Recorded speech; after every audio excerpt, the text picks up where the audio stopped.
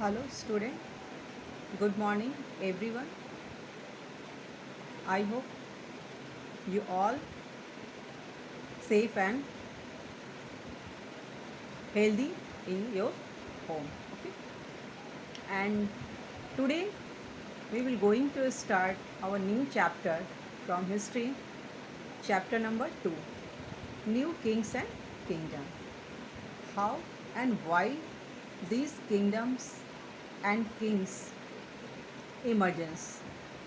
The chapter we will study. Okay, let us start our new chapter from history, chapter number 2. The post Gupta age. Post Gupta age means after the Gupta's period, especially in northern India, was an age of small kingdoms. And after the death of Harsh in AD 647, his empire broke into a number of small kingdoms. What was the kingdom? In the period between AD 750 to 1000, these three dynasties came into prominence, means important in the northern part of India and the Deccan part of India. And what was these three dynasties? First one is Gurjar Pratihara, second one Pals, and last third one is Rajputas. And these three dynasties continuously fight and try to gain control over each other's land. But so many fights,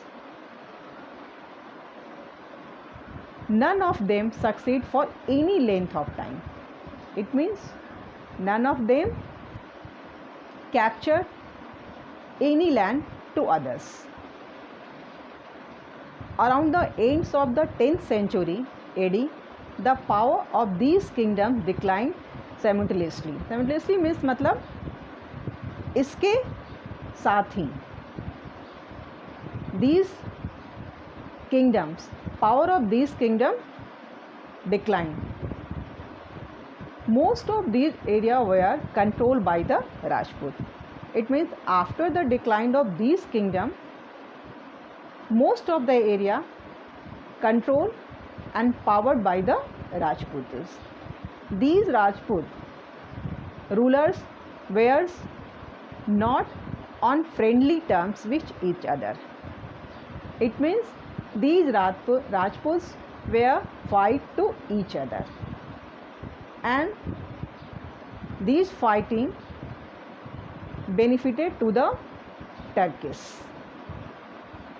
Turkish is a country out of the India. Ultimately, Sahabuddin Muhammad Ghori, come from the Turkish, laid the foundation of the Sultanate of Sultan. Here we can easily understand that if we were fighting to each other, then third one get the benefit of these fighting, like the Sahabuddin Muhammad Ghori.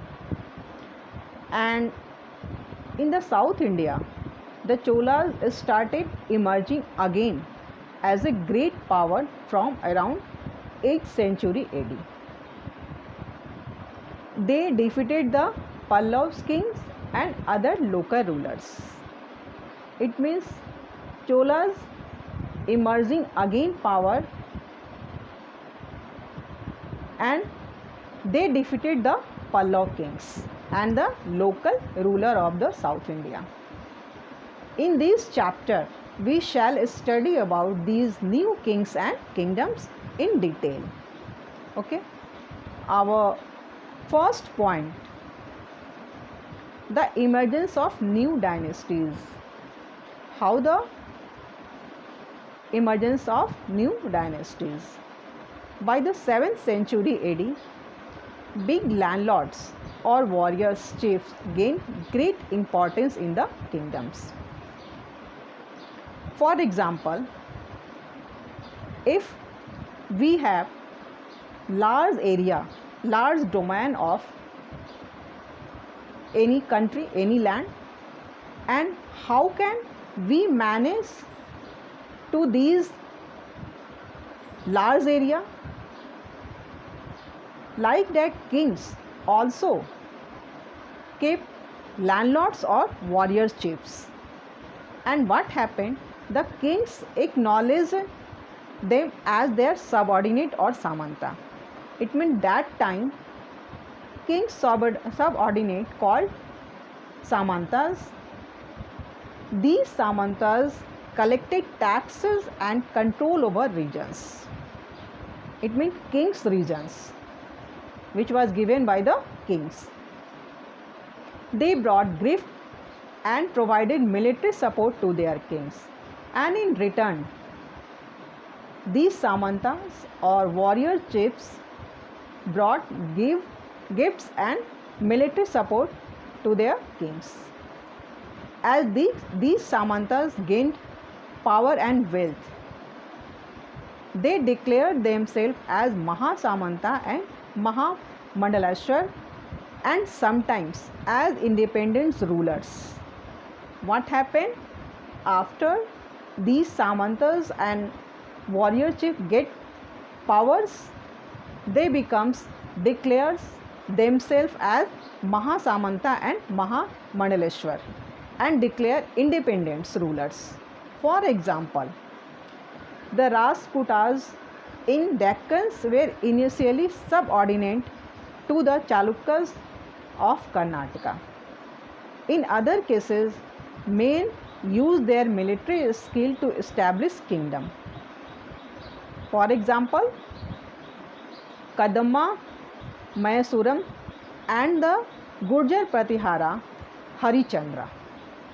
It means these kings also had a landlords and warrior, and after some time these warriors and big landlords declare themselves as a ruler.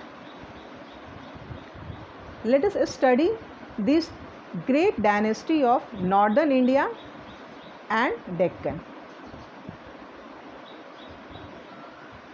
Next point is Gurjar Pratihara. It means we have to study about the three dynasties. First dynasty was the Gurjar Pratihara. Which time period? 725 to 1018. In AD 725, Gurjar Pratihara rose to power in the area of Avanti.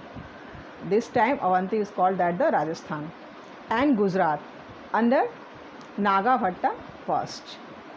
He ruled. He means Gurjar Pratihara ruled from AD 725 to 750. In AD 738, he defeated the Arab Muslim of Sindh and pushed them back. Bhoja first was the most famous ruler of this dynasty.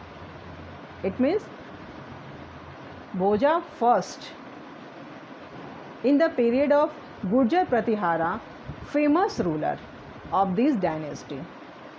He rules from AD 836 to 885. It means after the long time. This dynasty ruled over this 836 to 885. His empire stretched means extension from Kashmir to Narmada and from Gujarat to Bengal. He captured Kannauj. Where is Kannauj? In UP, and made it his capital. It means he made the Kannauj as a capital. He was a devotee of Lord Vishnu and adopted the title of Adivardha. The last Pratihara ruler was Rajyapala. He was attacked and defeated by Muhammad of Ghazni in AD 1018. It means last Pratihara ruler Rajyapal was defeated by the which ruler? Muhammad of Ghazni. In this way, the Pratihara dynasty came to an end. And when Muhammad Ghazni captured the Pratihara dynasty, and in this way Pratihara dynasty came to an end. The Pratihara rulers were great patron of art. Patron means संरक्षक, सही से रखने वाला. Art, craft, learning and literature. They built magnificence. Magnificence means बहुत ही शानदार temples and building in Kannauj. Okay. Today we have studies about the emergence of new dynasty, and the three new dynasty emerged. That the first one is Gurjar Parihara, Pals and Rajputas. And today we have studies about the first point is the Gurjar Parihara, and the next class we will studies about the Pals. Thank you.